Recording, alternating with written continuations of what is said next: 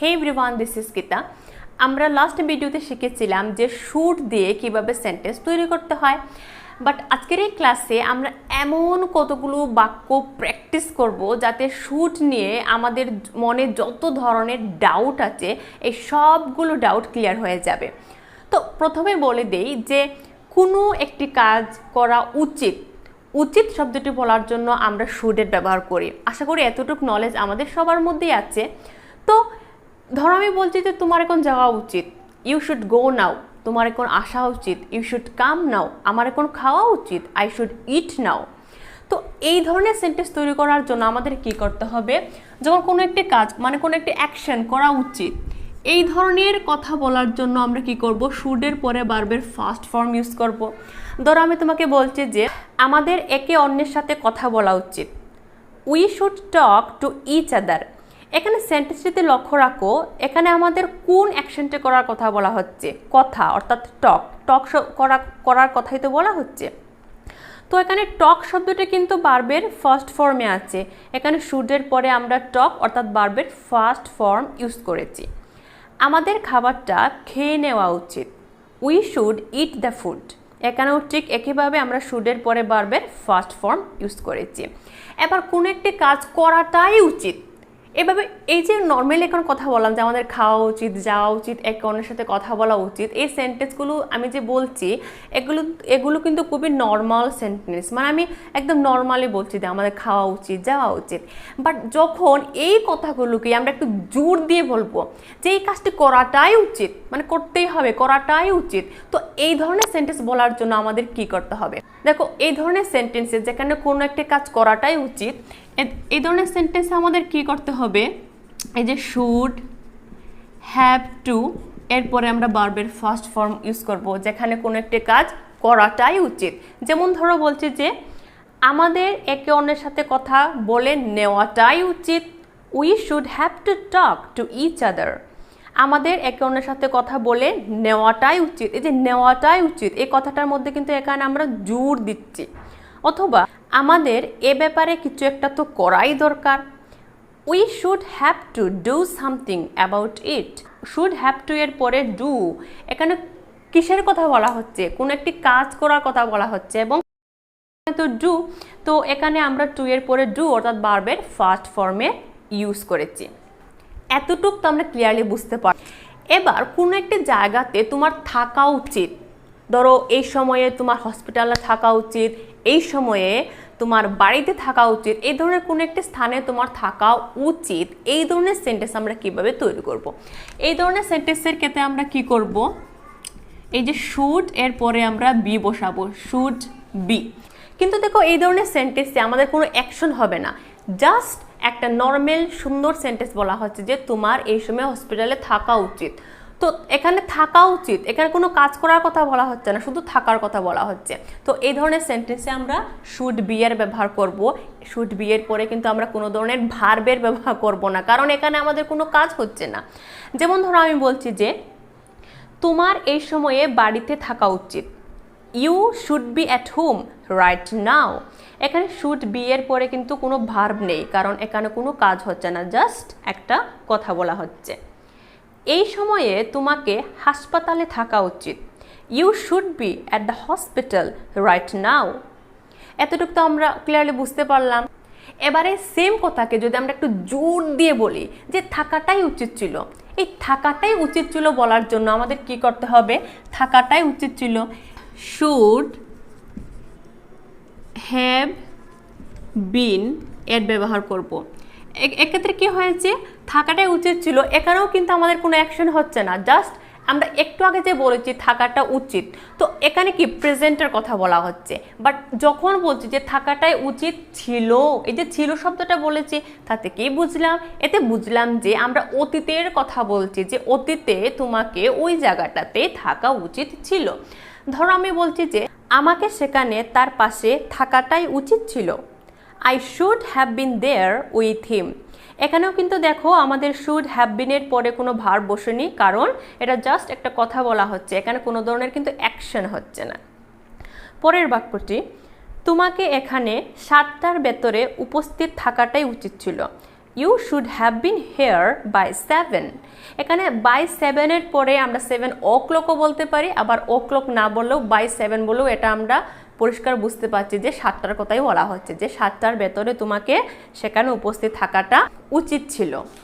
এতটুক ডাউট আমাদের ক্লিয়ার হয়ে গেছে। এবার কোনো একটি কাজ আমাদের করা উচিত, এবার কিন্তু আমি অ্যাকশনের কথা বলছি, যে কোনো একটি কাজ আমার করা উচিত। তো এই ধরনের সেন্টেন্স আমরা কি করব, এই যে কোনো একটি কাজ করে নেওয়া উচিত, এক্ষেত্রে আমরা কি করব, এই শুড বি এরপরে আমরা ভার্বের থার্ড ফর্ম ইউজ করব। যখন কোনো একটা কাজ করে নেওয়া উচিত তার ক্ষেত্রে আমরা শুড বি এর পরে ভার্বের থার্ড ফর্ম ইউজ করব, এবং এই সেন্টেন্সটা হয়ে যাবে পেসিভ ভয়েস। এই ধরনের সেন্টেন্স কিন্তু পেসিভ ভয়েসের সেন্টেন্স হয়ে যায়। যেমন, মাকে এই সময়ে হাসপাতালে পাঠানো উচিত। Mom should be sent to the hospital. এখানে শুড বি এর পরে পাঠানো এর ইংলিশ হচ্ছে সেন্ড, এবং সেন্ড এর থার্ড ফর্ম হচ্ছে সেন্ট। তো আমরা শুড বি এর পরে ভার্বের থার্ড ফর্ম সেন্ট ব্যবহার করেছি। Mom should be sent to the hospital. তাকে এখন বইটি পড়ে নেওয়া উচিত। He should be read the book right now.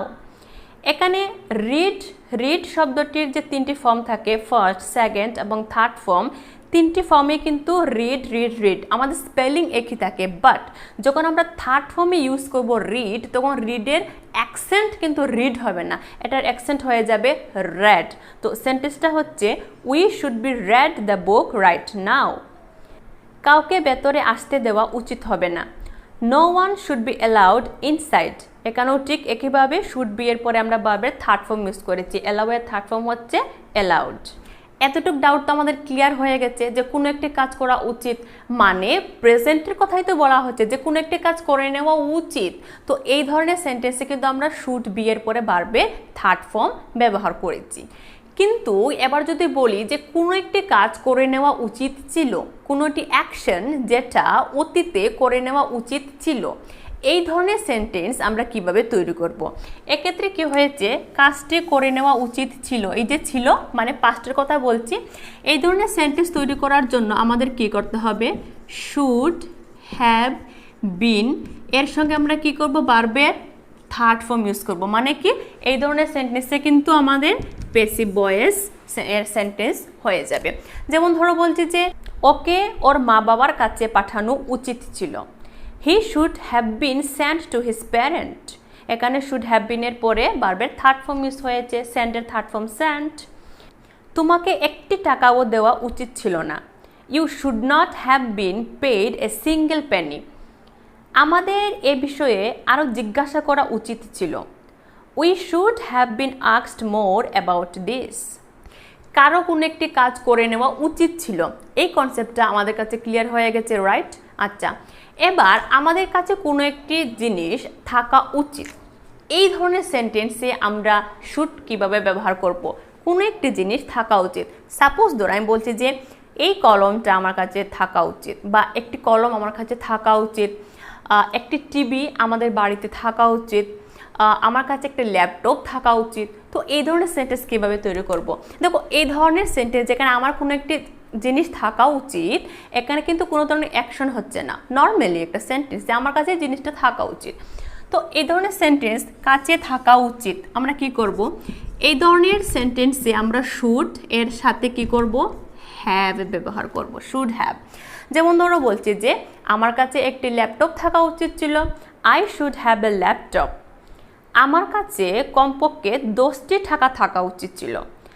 I should have at least 10 rupees. প্রত্যেকের কাছে কিছু সুযোগ সুবিধা থাকা উচিত।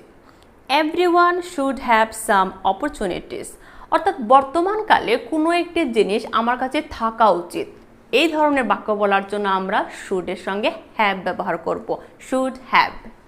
এবার যে জিনিসটা অতীতে কোনো একটি সময়ে আমার কাছে থাকা উচিত ছিল, একটু আগে বলেছি আমার কাছে থাকা উচিত মানে কি প্রেজেন্টের কথা। এখন বলছি যে কোনো একটা জিনিস আমার কাছে থাকা উচিত ছিল, পাস্টে অতীতকালে কোনো একটা সময়ে কোনো একটা জিনিস আমার কাছে থাকা উচিত ছিল। এই ধরনের সেন্টেন্স কীভাবে তৈরি করব। এই ধরনের সেন্টেন্সের ক্ষেত্রে আমাদের কি করতে হবে, এই যে শুড হ্যাভ এর সঙ্গে আমরা হ্যাড ব্যবহার করব, শুড হ্যাভ হ্যাড। যেমন ধরো আমি বলছি যে আমার কাছে একটি ল্যাপটপ থাকা উচিত ছিল, I should have had a laptop. তোমার কাছে কমপক্ষে একটি বাড়ি থাকা উচিত ছিল, you should have had a house.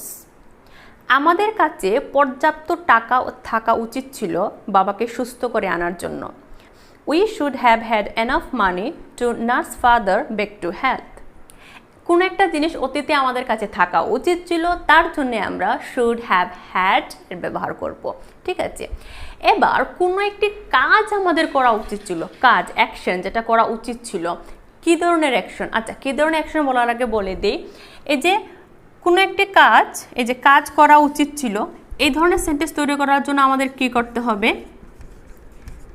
Should have এর সঙ্গে ভার্বের থার্ড ফর্ম ইউজ করতে হবে। অর্থাৎ কি, কোনো একটি কাজ করা উচিত ছিল, এই ধরনের সেন্টেন্স আমাদের হয়ে যাবে প্যাসিভ ভয়েসের সেন্টেন্স, ঠিক আছে। ফর এক্সাম্পল, তোমাকে এই গোপন কথাটা বলা উচিত ছিল না। এখানে কোন কাজটি করার কথা বলা হচ্ছে? যে ওই গোপন কথাটা যেটা আমি তোমাকে বলেছি সেটা আমার উচিত হয়নি, তো তোমাকে এই গোপন কথাটা বলা উচিত ছিল না, I shouldn't have told you the secret. এটা একটা নেগেটিভ সেন্টেন্স, তাই আমরা শুডের পরে নট ব্যবহার করেছি, এবং শুডের কন্ট্রাকশন ফর্ম যেখানে নট ব্যবহার করেছি হয়ে গেছে shouldn't, I shouldn't have told you this secret. তাদের আমাকেও জিজ্ঞাসা করা উচিত ছিল, they should have asked me as well. এবার এই একই সেন্টেন্সকে যখন আমরা আরো জোর দিয়ে বলবো যে এই কাজটি করাটাই উচিত ছিল, তো এই ধরনের সেন্টেন্স তৈরি করার জন্য আমাদের শুডের সঙ্গে আর কি বসাতে হবে? এই ধরনের সেন্টেন্সে আমাদের বলতে হবে শুড হ্যাভ হ্যাড টু। কি করতে হবে? কোনো একটি কাজ করাটাই উচিত ছিল, এই ধরনের সেন্টেন্স বলার জন্য আমাদের ব্যবহার করতে হবে শুড হ্যাভ হ্যাড টু। যেমন ধরো আমি বলছি যে আমার তাকে সত্যি কথাটা বলে দেওয়াটাই উচিত ছিল, দেখো আজও সে জানে না। তো এখানে বলে দেওয়াটাই উচিত ছিল, এই দেওয়াটার উপরে কিন্তু আমরা একটু জোর দিচ্ছি। I should have had to tell the truth, see even today he is unknown. তোমাকে কিছু টাকা জমিয়ে রাখাটাই উচিত ছিল, you should have had to save some money. কোনো একটি কাজ করাটাই উচিত ছিল, তার জন্য আমরা should have had to plus ভার্বের ফার্স্ট ফর্ম ইউজ করব। এতটুকু বুঝলাম। এবার থাকাটাই উচিত ছিল, এই ধরনের সেন্টেন্স বলার জন্য আমরা কি করব? এই যে থাকাটাই উচিত ছিল বলার জন্য আমরা কি করব? শুড হ্যাভ বিন, শুডের সাথে হ্যাভ বিনের ব্যবহার করব। কি ধরনের থাকার কথা বলা হচ্ছে?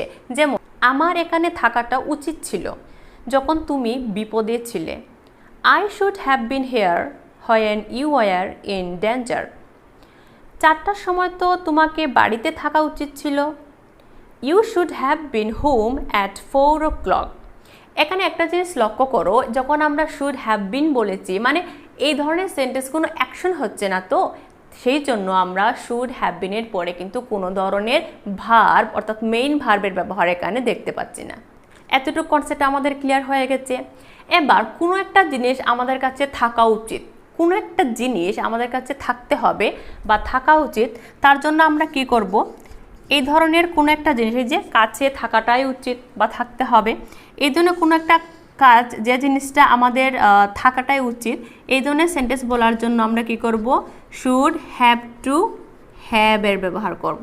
কি ধরনের সেন্টেন্সের ক্ষেত্রে? যেমন ধরো আমি তোমাকে বলছি যে যদি তুমি একজন ভালো মোটিভেশনাল স্পিকার হতে চাও, তোমার ইংরেজিতে ভালো দক্ষতা থাকতে হবে। If you want to be a good motivational speaker, you should have to have good skill in English. তোমার কাছে কমপক্ষে 10 লক্ষ টাকা থাকা চাই দিল্লিতে গিয়ে চিকিৎসা করানোর জন্য। You should have to have at least 10 lakh to go to Delhi for treatment. তো এতক্ষণ আমরা বুঝতে পারলাম যে শুড দিয়ে কত ধরনের সেন্টেন্স তৈরি করা যায়।